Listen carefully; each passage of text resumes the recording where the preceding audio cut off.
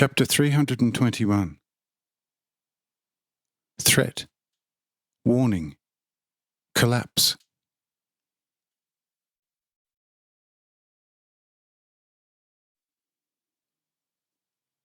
The place, however, where the Highlanders had built themselves away to the depths, lay 100 miles by today's measurements, 1844, northeast of Hanoch, and 30 miles from the lake with the island and its water servants.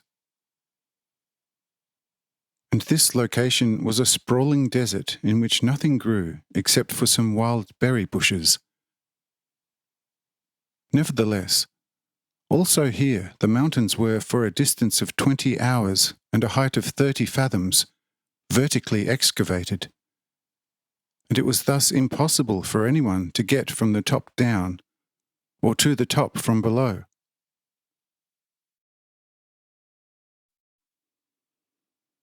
"150 fathoms away from the mountain wall, Fungo Helen had his yellow and red-coloured tent set up.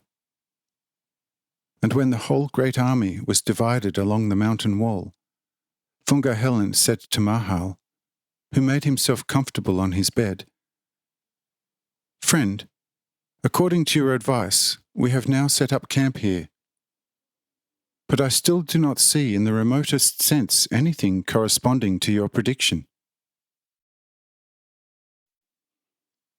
Should you have fooled me here? Truly, despite being your dearest friend, I'll tell you that such a hoax will cost you dearly.' And Mahal said, 'Just take care that the hoax from above will not cost you dearly in the end. But regarding myself, for a long time already I am not accountable to you in this, nor in any other matter.' Mahal had hardly uttered these words, when suddenly a horrible roaring thunder could be heard from the height of the mountain.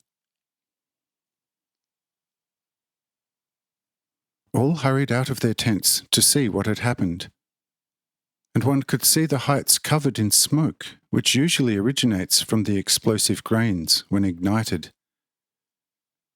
And under the continuous thundering, 1,000 mighty earth and stone avalanches came crushing down to the depths, where the rectangular space between the vertically excavated walls and the desert lowlands were completely filled. And since various such avalanches occurred along the whole wall of the desert, the wall was soon filled with debris in various places, and the way from the heights to the depths was thus irrevocably paved. Which pernicious act Fungo Helen had to watch quietly, as it was impossible for him to stop it. For who could have dared to remove the debris while continuously new and bigger avalanches followed in short succession? During this awful occasion, Mahal asked Fungo Helen whether he regarded this phenomenon also as a hoax. And Fungo Helen said, "Oh, you terrible prophet from the heights of God! Why do you have to proclaim only terrible things, which occur with such terrible accuracy? And why not also good events, which also occur with the same accuracy? But tell me now as well, what can we do to conquer these revenge-thirsty Highlanders?"